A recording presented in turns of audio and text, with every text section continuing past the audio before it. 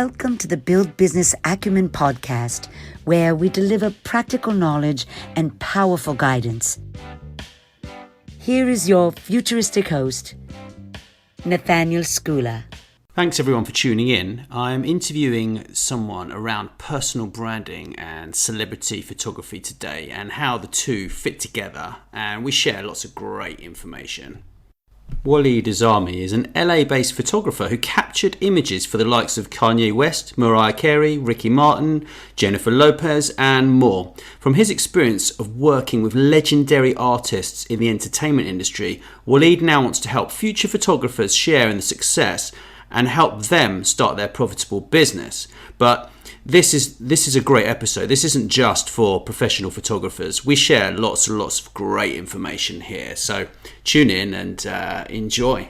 Well, it's great to have you on the Build Business Acumen podcast, and we're going to talk about personal branding and photography today because you are a celebrity photographer. I know you're quite a humble kind of guy, but you've recently been taking photos of like all sorts of celebrities, and you understand more than anyone how the personal branding kind of fits into the photography, and you know, I'm just so excited to hear more about it. Really. Thank you. No, I'm happy to be here and glad we finally were able to schedule something. Yeah, I think personal branding it's what gets you into every single person's brain first.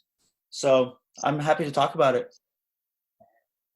Cool. Yeah. I mean, I think from a wording point of view, you know, a lot of the people, when they come to you, they've already had someone say, well, you know, this is why you're amazing. These are the things that you do. This is what gives you credibility. This is what gives you authority. And this is why you're different, right? But for the people who struggle with that, I think that's the problem, is when they go straight into photography and they don't brief the photographer. Because if someone comes to you and says, right, I want you to do some shots, right? You'd ask them some questions. Absolutely. I ask them, some people almost say too many questions, but I don't think that's such a thing. Okay. So what would you ask me if I came to you and I said, right, I need some shots. Yeah. What would you ask me? I love that you put it that way, as I need some shots. I think it's kind of, that's the equivalent of going into a restaurant saying I need some food. And they'll start asking you, well, you know, what's your diet like? What do you like? What do you feel like? You want warm food, cold food, you know, and we start breaking it down. But I think that most people will come to me and say, hey, I need some photographs for this upcoming record cover or my new fashion brand or whatever. And so I ask them questions that I realize that when they come to the photographer, at this point, they've done what they are a master in. And so they have an idea about photography, but they're not the master in it. So anytime somebody gives you, and I call it their baby, as cheesy as that might be, but anytime somebody gives you their baby and says, here, I've done the most that I could do with it. Now I need you to help package it together. I take that opportunity to lead the project. And so I will ask them all kinds of questions. So I actually had a call about a music video right before this. And we talked about, what do you want the viewer to see? What do you want the viewer to feel when they first see you on screen? What do you want them to walk away with after they're done experiencing your video? You know, do you want to be likable, hateable? Do you want people to envy you? Do you want people to relate to you? I mean, so many questions that a lot of times there's long pauses because no one's ever asked them that before. But it's a good thing, and it makes them dig a little bit more. And then based on what they tell me, then we start constructing something. But until they give me all the ingredients, they know what they want, but you have to pull it out of them. And then we have everything, we put it on the table and say, okay, here's what I'm getting. And then my expertise really comes into play as, okay, well, this won't make sense. This has already been done by a similar recording artist. This trend is at the end of its life. And then we just start building from there. You know, I love that you do this, but we can't afford that. So what if we try something else? They might come to me and say, I need some shots. And then what I come back to them is with 30 questions, 40 questions, and it's a way to kind of qualify them too. Are they a serious client? Yeah. Are they really at the stage where they need pictures, or they're just kind of feeling people out? It's very, very rare to find a good photographer. Okay, so the client that comes along, they might not be in the right frame of mind for those shots, right? So that is going to be really tough. So you've basically got to get those questions answered, and then you've got to put them in the right frame of mind and get them to pose and to give you the right shots that you're looking for. Yeah. And so when you spoke about branding earlier, my branding is I'm going to hold your hand through the entire process. Other photographers, their branding is, they do the whole cliche, love it, baby, love it.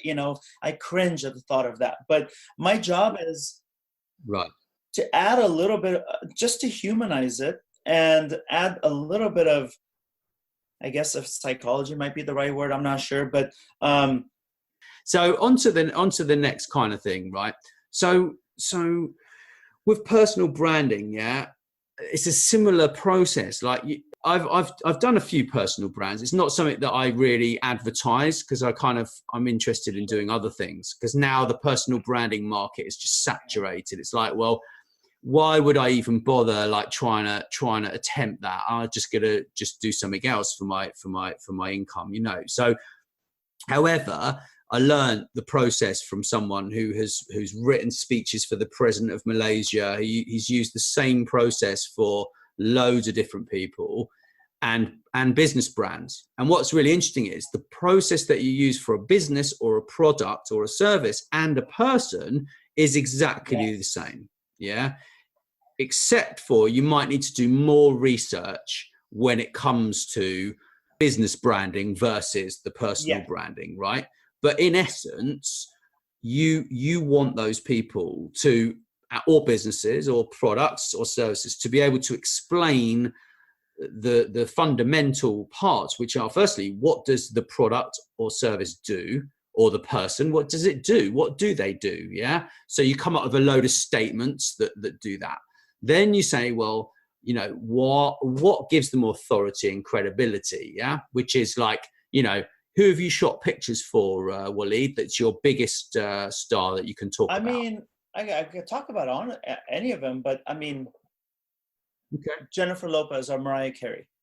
Okay. So that gives you instant celebrity status. Yeah. Instant. Yeah. Because you can say you're a photographer and you take pictures of celebrities, but until you actually say, right, these are the people, yeah? And that's the same with a person who works with IBM or Microsoft or Samsung or HP or something. It's the same with a business. If a business turns around and says, I do this for these people or these businesses, then that builds more credibility and authority, right? That can also be how many years you've been in the industry, in the job. It could be which schools you went to. It could be, a number of different things, But then the most difficult thing, I think, is why you're different and or better than anyone else, right? You have explained why you're different and or better than anyone else just now, because you have a process. You have explained to me why you're different and or better than another photographer, right? Because you have your process of asking these questions. That makes you different and you hold their hand, yeah? So those two things make you different than someone down the road that does the, yeah, baby, love it kind of rubbish, yeah? Because I can't stand that either. Gross. Yeah. It is so gross. It's just awful, isn't it? It's just so cliche. It's just cringeworthy. It's this Austin Powers-y grossness, I just can't stop laughing. It's really funny. It's really funny, man. So so after you've asked them these questions, right? Yeah. Do they just let you take care of it and just say, okay, you go for it, just do it and just let you get on with it? Or do they try and kind of, manage you? Great question. on one hand, they instantly trust you more, and they're like, oh, it is what what I've heard about him. He is going to hold my hand through it. So there's a moment where they first put up a little bit of a resistance, and then they realize they're in good hands, and then they relax. They're still overseeing it, and I still never forget the fact that the client makes the final decision. But it's my job to stop the confusion and to minimize the options for them as the best 2 or 3 options. So what I try to do is, in the initial pre-production stage of it, I cut down on the clutter a lot, and I'll tell them the pros and cons of each option. And then I'll tell, if they ask, I don't ever offer it first. If they ask or they're a little bit stumped, then I say, if you want, I will give you my opinion, but please only open that vault if it's not going to distract from your own thought process. And so sometimes they'll say, okay, hold on to that for a second, because I want to see what I think. And then sometimes they'll say, what do you think? So it's kind of a process, but I enjoy it. I enjoy it so much, just helping somebody get to it. And ultimately what we're trying to get to in every single consultation with every single client, whether it's a brand new model or somebody like a Mariah Carey or Kanye West or Usher, whatever, is that I ultimately, without asking them directly, all the questions lead to, what is the transformation for the viewer or the listener? Everything that you do has to have a transformation. I think that it has to have a transformation for the person on the receiving end. Otherwise, why even do anything? You have to make things better. And the transformations don't have to be life-changing. It could be just something that changes their mood for a moment. So everything that I do, I try to see where the transformation is. And then I think that it has the biggest impact for the client and their consumer. In essence, you're actually trying to communicate words through those pictures, 100%. Aren't you? I'm trying words and feelings. And look, because if it's just about pushing a button, well, you can buy the exact same camera that I have or rent it and get the same thing, right? Mm-hmm. And that's why I try my hardest not to follow Instagram trends of photographers. And when I started my career, everyone always asked me like, oh, are you familiar with this photographer or that one? Well, now I am a little bit more, but I intentionally did not study the work of any other photographer, because I just wanted to create my own path, my own branding and direction, right? And so it ultimately is just about, you help people to communicate words into pictures, don't you? It's you have to communicate words, and you have to communicate stories, and and obviously the transformation. That's it. And you don't. Yeah, that's right. Because the client really, what they don't know is that they need you to do that for them. And you don't just take a pretty picture just because it's a pretty picture. There has to be a purpose to it. And so there are words throughout the pictures. There's a story and there's a reason for everything. So what's the most exciting photo shoot that you've done? Oh, goodness. The most exciting photo shoot, I'll tell you what, the most exciting photo shoot I've ever done, and a lot of people think, oh, was it working with Madonna or Kanye West? No, it was actually an author, and his name is Bob Proctor. And do you know Bob Proctor? Yes. And the crazy thing about that is, like, what was so crazy about it was I had decided to put my camera down for don't know when. I was just over photography because I started to lose my own personal branding. And I started to listen to management and people that try to, drive my career. And they were saying things like, "You look at this photographer, you should shoot a little more like this." Or, oh my God, it was awful. But what it is that it creeps up on you.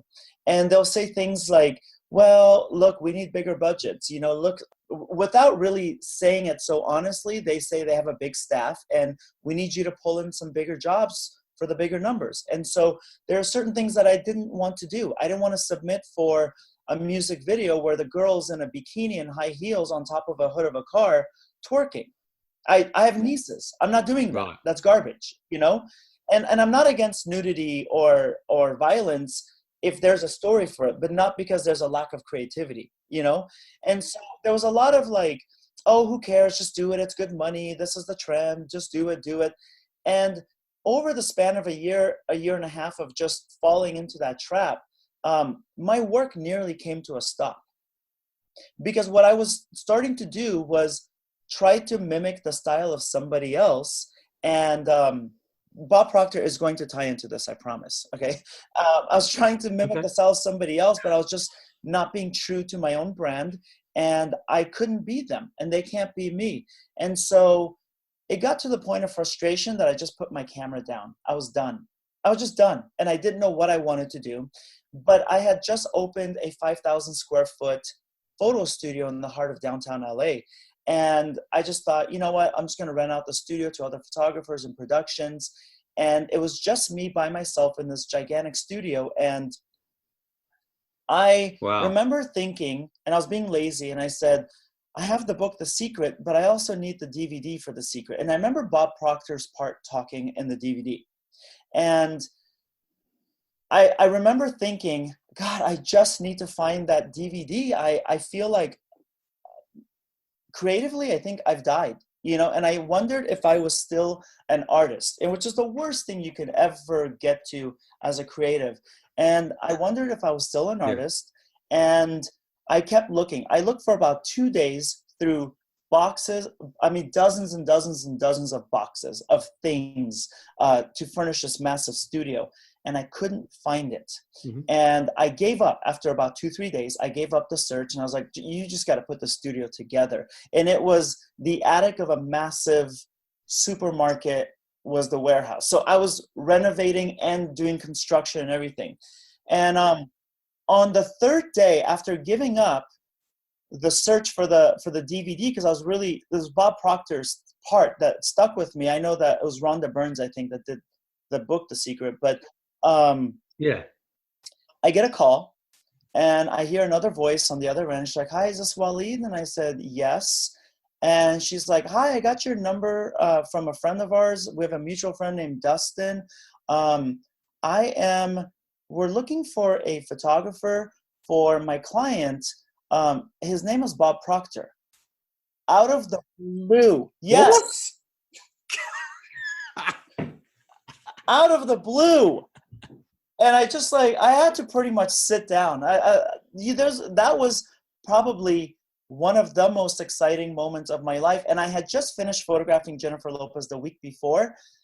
I was shaking with Bob Proctor because I just think his impact is, no disrespect to J-Lo, because her place is sealed in history, you know, but I think I needed a Bob Proctor in my life at that moment. And so I shot him, and I brought in my producer, Matt, and I said, look, take out of my own line item on the budget, make sure that there's beautiful flowers and great food and drinks and everything. Like, take out of my paycheck if we need to do this. I just want him to feel, I just thought he was a gift that came down, you know, for me. And in the middle of that shoot, now keep in mind, I had questioned if I still have what it takes. Maybe I ran my luck and that was it, you know, and I had a phenomenal career. Yeah. We were doing a change of different looks and different setups, and everybody was in the hair and makeup room and in the different corners of, you know, it was a pretty big studio. And I was just setting up the lights by myself in the other corner. And out of nowhere, Bob walks up from behind me, and he says, you know, I just want you to know that I've had a very long career and I've photographed with a lot of people, but I just feel like you need to know that you're different and you're an artist. Yeah, it was them. If someone told me this story, I would think that they were lying. But this is, I mean, I've vlogged about it. I've done YouTube videos about it. Everything. It's just, so to me, my most exciting shoot of my career, because it was a rebirth at that moment, was Bob Proctor. Yeah. And that was the first time I picked up my camera after like 8 months. The first time I got that drive back. And after my couple years lease was done in the studio, I shut it down And I said, nope, I'm going back full time into photography. And it was ultimately, to tie it all into this podcast, is that I let my branding go. I let other people drive the vehicle, and they pretty much almost no, not they. I allowed them to crash it into a wall. Yeah. I think you're right there. I think it's very difficult to make sure that other people don't influence you the wrong way, and we all suffer from it. But I think it's working out, do they have your highest good in their mind for the future? Yes. Or do they have their highest good, and then where you fit in to that highest good? And that's ultimately, I don't like the word ultimately, but in this case, I think it's important. That is the problem. It's letting them decide on where you fit into their big picture, instead of you working out where you want your big picture. And the personal branding is crucial. It's part of that. And I've made mistakes with my personal branding. We all have, Totally. Can I add that something that I do now since then to help me is, number one, to add to everything that you said, I agree. But I always have to ask myself, have they accomplished what they're recommending that I should do? Have they done it themselves? Because I think the talk is so cheap, right? But the other thing that I did after that major flub of letting somebody else grab hold of my career was I have a printout on my wall, and I have 4 major pillars to accepting a job. And if it doesn't fit that, because I think it's easy for people to slip into your mind, or, the ego takes over or whatever. And so when a job comes up, when a potential comes up, I look at that little chart to the right of my desk. And if it doesn't fit into one of them, I politely decline. Wow. So do you want to share what's in that? Can you share it? Sure. The first one is personal branding. Does it fit my creative model? What do you mean? Does it fit your creative model? Does their personal brand fit with yours? Or the potential of the project? Yeah. So the first one being, I have a certain style of pictures. They're moody. They're grainy. I'm not about that. I just don't know how to photograph that big California sunshine smile for a toothpaste ad, right? I do a lot more moodier images. So that's where I really, really excel. I'm not going to pretend to be another type of photographer. So do I have the ability to showcase my strength? Ultimately is what that is, right? The second one, artistry. Does this job, so it doesn't have to check off all of them, at least one of them. The second one is artistry. Do I have the ability to grow as an artist and try something new that I'd be excited about? Because what you said in the beginning is you have to be excited about it or it's not going to work, The third one is, can it lead to additional work? If it doesn't lead to that's the businessman hat that I have to wear, then maybe it's not artistically pushing me. Maybe it doesn't 100% fit that model, but can it lead to more work where I can drive it back in the direction that I want? Or the fourth one is, does it open up a door to something that I want to do more of? So I've been, just, does it allow me to get on more podcasts? How you met me. So I look at it has to fit at least one of those 4 things at the very least. If it doesn't, then I have learned the hard way that you have to leave that part of your plate empty for new things to come. When your plate is full, new things skip you over. So I agree completely. Okay, great. Yeah, because I feel like there always has to be a little bit of an open space in your calendar. Otherwise, the great things are going to pass you up. Yeah. I agree completely. I spent some time, I was meditating the other day, and I was like, And I was like, on the same, this is great, valuable advice you've just delivered. And I'm going to just top it off with something that I thought about the other day. And this was basically, there are three things. This is enlightenment that I had. Yeah. So there are three things for success. Yeah. Becoming successful. Yeah. I'm gonna take note. The first one is, no, don't worry. It'll be in the podcast. I'm going to put it in the show notes. Yeah. The first one. Yeah. The first one is to listen more. Yeah. Listen more, do more, be more. And these are the three ways to success. Now, how long do you think for you that, how long did that take for you to just figure out that puzzle or the bullet points? What, those 3 points? That you're like, no, this is really the recipe for success. I have no idea, man. I was sitting there in the bar, in this big corner bar, and I was relaxing, and I was really stressed, about some project or something that I was doing, and I literally just lay there, and I was like, what is going to make me hugely successful in what I'm doing? And I just heard these thoughts in my head, words, thoughts, whatever you want to call it. And I think we need to listen to ourselves more, so that listen more isn't just listen to great guests like you and friends and family. It's listen to yourself as well, and whatever inspiration you take from that, and you get that from God or from whoever you think is helping you. If you're an atheist, you get it from somewhere. Could be yourself. I'm so glad you said that, because I think that is one of the things that helped launch my career in the beginning too. Was a friend of mine, Jamie King, who's a creative director for brilliant guys. I don't even know how you say it, Cirque du Soleil or whatever, but he started.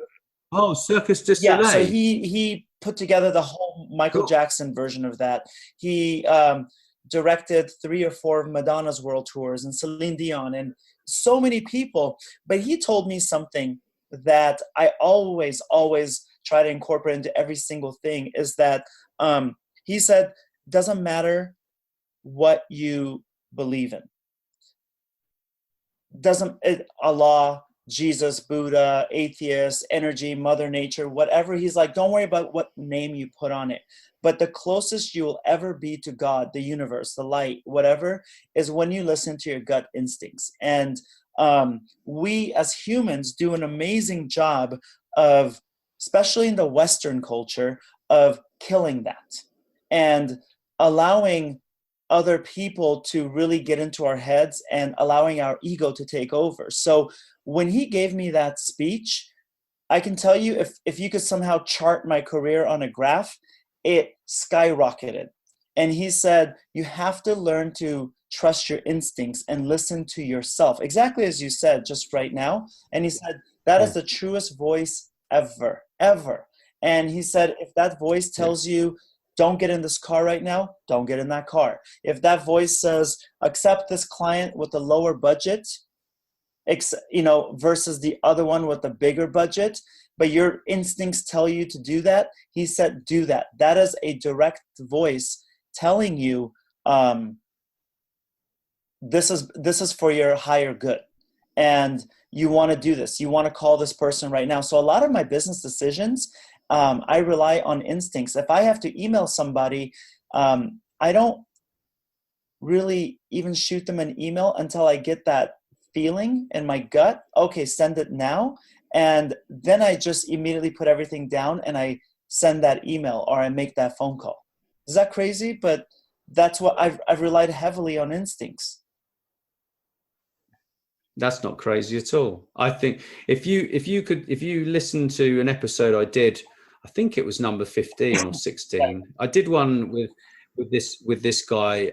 He's called Jonathan Chase, and he's Britain's leading hypnotist. Oh, cool. But now he specializes in something called subconscious success. Yeah. And what he talks about is actually how the 9-year-old mind inside your head. Yeah. The subconscious mind is a 9-year-old child. Okay. Yeah. And actually having fun is what that mind wants to do. Yeah. And the more fun that you have with what you're doing, the more successful you're going to be, providing you obviously don't miss out things that you really have to do. Because he says, you should be doing that all the time. Personally, I think that there is 15% of the time where you probably have to do things you don't like. So you got to get dirty and get down there and just do what you have to do, right? But at the end of the day, you've got to have fun with what you're doing, or it isn't going to work, right? I mean, that's my attitude. Yeah, and you mentioned that earlier. I think that's when it just doesn't become work.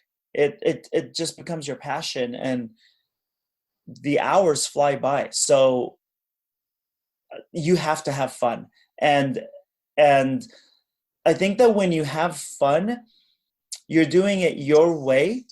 That's what's making it fun. And so then that helps build your brand of how you do your job. Totally. So if you could give people three pieces of advice for building your brand, personal brand, with images, what would you give? I mean, don't look at my Instagram. My Instagram is just sort of very random. I just have my own style on there, right? I just do. You probably have looked at it. Yeah. It gives an idea of what I'm into. Yeah. But say, anybody who wants to build a personal brand after they've got their wording right in the first place, what do you think? 3 things, Walid. 3 things that you could do. For anybody, not just photographers, right? Yeah, anybody, yeah. I think you have to understand who your customer avatar, your perfect customer is. And this is something that, I'm teaching in my upcoming course, but it's who is your perfect customer? And then you really work heavily on that. So you find out who they are, where they shop, what they eat, who they voted for, what makes them angry, what they do for fun, what other brands they shop with, all of that, right? What I do is I have my customer avatar, and then and it reflects off of that list that I just kind of read off to you, but make sure that you are serving your perfect consumer.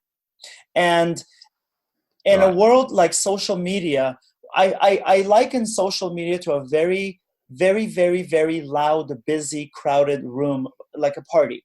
And a lot of people go out there and they just start yelling things out in social media, hoping somebody will listen. My advice would be, find out exactly who will pay attention to you and who will appreciate you. Then go directly to them in that room, and the room being social media. If you know who your if you know who your perfect customer is, you don't have to work as hard. And every dollar spent on ads is hyper focused. Every blog post that you put up is directed just to them. And it doesn't matter if the majority of people don't like it or don't appreciate it or don't get it. You're serving your core customer. So that's the first one. Yeah. Know who your perfect customer is. And it takes a little bit of work, as we both know, like a lot of reflecting and answering questions and everything. Yeah, but do you know what's interesting?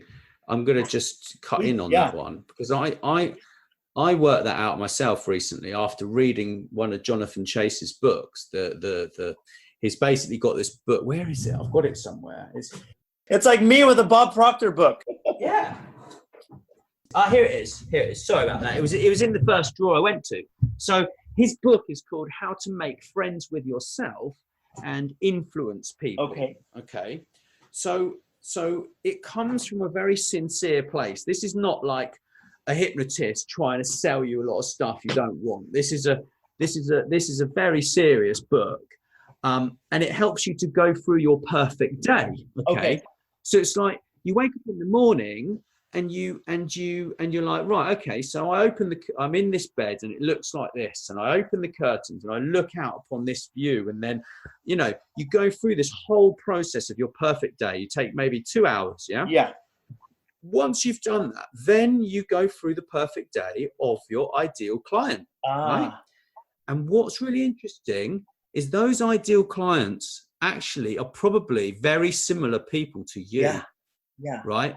Because you want to talk to your ideal client. Your ideal client is people like you. Yes, absolutely. I didn't think of it that way, but that makes so much sense. Yeah. So onto your number 2. I'm sorry, I had to tell you that because it's really important. I think it's about dialogue. We have to listen to each other, and learn from each other. I think that, so absolutely find out who your perfect client is, go for the kill. And I mean, that's a terrible word to use, but just go for that and forget about everything else and make them happy. And there's enough people in this world to keep your business alive, and thrive too. The second point is, be human on social media. I think so many people on social media talk, but don't listen, to your point right there too. They post, they expect engagement from you, but they don't give engagement. And when you met me on, well, quote unquote when you heard me first on the Pat Flynn podcast, I got, what I should mention is, over that last episode, over 200 DMs on my Instagram. Unbelievable amount of people just encouraging me, and you being one of them. And it's like, I was so touched by each person that how could I not leave each and every single person a personal voice message? And I really appreciated that, actually. Thank you. And I just think that that's the right way to use social media, is not so much, hey, look at me. Just going back to that point of, if all of social media was a crowded room, everyone is screaming, look at me, I'm better, I'm prettier, I'm shinier. Going back to, that's how I view social media, as a very crowded room. If you are the one that's thoughtful and listens to the person and gives them the courtesy and respect right back, that relationship is more powerful than any Facebook ad, anything. It's, hey, thank you for listening to the podcast. Thank you for hearing it out, looking me up, leaving me a message. And I look at them and I try to say something back about what they said. What I just do is I just make sure that you're human. And that's what people are really, really craving. It's the social media. We're connected to more people than ever, but more isolated than ever. So if you could just stand out and be a little analog about things, and, go back to the old ways of just saying thank you, a simple sentence, a voice message, that stands out, and that builds your personal brand, oh my God, so much faster than anything else. It's just, they connected to you. And then, should I go on the third? Yeah, go for it, man. I totally agree with everything you've just said there. The personal touch is what it's all about. I mean, I think, I'm not sorry, Walid. I'm not going to say that using automation is a really bad thing. But what I am going to say is, using automation without having a conversation is a bad thing, because there's nothing wrong with using automated processes and methods to engage with people. But the big mistake is when people create automations and then they don't actually react or engage with those people. What is the whole point of it? If you're not going to, what's number 3 on my list is give. Just give from your experience, give from your heart. Just help people. There's so many people that you see on their social media, on their Instagram stories, they'll put a little poll. They'll say, this outfit or that outfit, or this color or that color, or which one should I buy? I take the time and I try to give and just say, hey, I saw this. Or even if they don't ask for help, if I have photographer friends or hair and makeup friends or whoever on social media, and they'll put up their new work, I just try to give. And you know what it is? I have a goal, and I actually have a daily planner that I go off of every single day, Yeah. I have to reach out to 3 people and give to them somehow and contribute to their life. And it's something that served, I think, everyone really well. So if somebody will put, it's a small thing. Sometimes you just give encouragement. Sometimes you give, sometimes you give, sometimes you give encouragement. Sometimes you give, advice. Sometimes you give wisdom, whatever it is, but they need to benefit from you. And they need to, so if somebody posts a beautiful picture, I will send them a DM. I'm like, I'm so impressed by the work you've been doing lately. I just tell them, like, great job on this. I'm really seeing this, or, like, good for you for doing that or for saying that. And that to me really, really seals the deal on your personal branding, because, just give in a way that it backs up your brand. And that's what I've done with my Instagram of How to Photograph. I just try to give as much as I can and share the success that I've had with other people too. And that served me very, very well. And I'll tell you a quick way that's just an example is, now he gets paid, but somebody reached out to me via direct message on Instagram and said, I'm so blown away by how much you give to the photography community, that I'm willing to help edit some of your YouTube videos for free. Another person, cool. I had, when my ebook came out earlier in 2018, I did 1 day of a free download from Amazon. He sent me a message and he said, I can't wait to get the book, but I'm waiting until tomorrow. And I said, well, you can get it free today. And he said, no, man, you've helped the community so much. The least I can do is pay for your book and not get a free download. Those are people that just reached out to me, but that's how much giving they always say give to get back, and it's a selfish thing we do. But when you give and when you share your knowledge, I just think that the universe just gives back to you tenfold. And that's what I would tell people is give. Don't be afraid to share the knowledge. You're not going to lose your creativity. You're not going to lose your knowledge. And there's enough room for everyone to win. I agree completely. It's exactly why I'm doing this podcast, because I know some amazing people, and it's great to have such great content to give to people, and that's so Walid, I hear you're doing a course, right? Is that just for photographers, or is it for anyone that wants to learn how to take pictures? So I have a course. It's called How to Photograph from Passion to Profit. And it's pretty much my experiences, all my good, all my bad, everything I've ever learned. And it's actually everything I wish was around when I first started. So it's put together in a 10-week course, and it's holding your hand. And so it's for anybody that wants to start a photography business, and they understand that not wasting time equals more time making money. I think so many people go in circles and they get lost on YouTube videos and everything, trying this or that. And this course holds your hand through every single step necessary, every step you could imagine, holds you and helps you set up your business in a couple of months.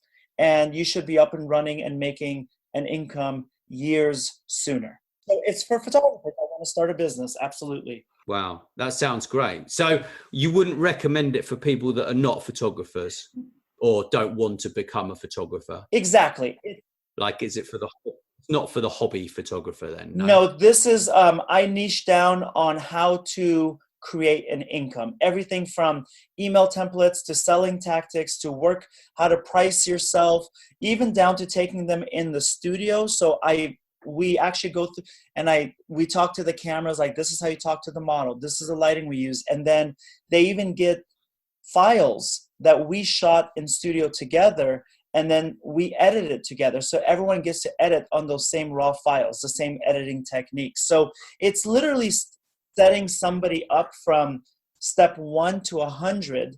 But it's only for photographers who want to create an income with their camera, or for photographers who have tried unsuccessfully for a couple of years to create a big enough income, and they haven't met their expectations or their goals. So this puts you on the right path.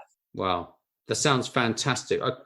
So how will people find that, Walid? If you go to howtophotograph.net, very big banner on the front page. You can just click that button, and actually the daily planner that I even talked about that I use every single day, they can actually get that as an immediate free download from me also. It's something I use every single day, and been refining it every year, making it better and better.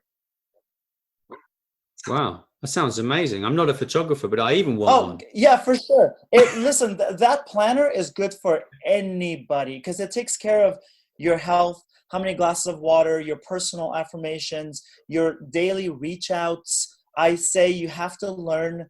One of the things that I did, and I would recommend this to anybody in business, anybody, doesn't matter what you do, don't go to bed until you've learned one new thing every single day. Nice. I like that. When you compound that over the year, you're like, oh my God, I've learned 200, however many weekdays there are, more than my competition. It's unbelievable what it'll do to your career. It just transforms it. And that's what I did from day one. Day one, every single day, I learned one new thing.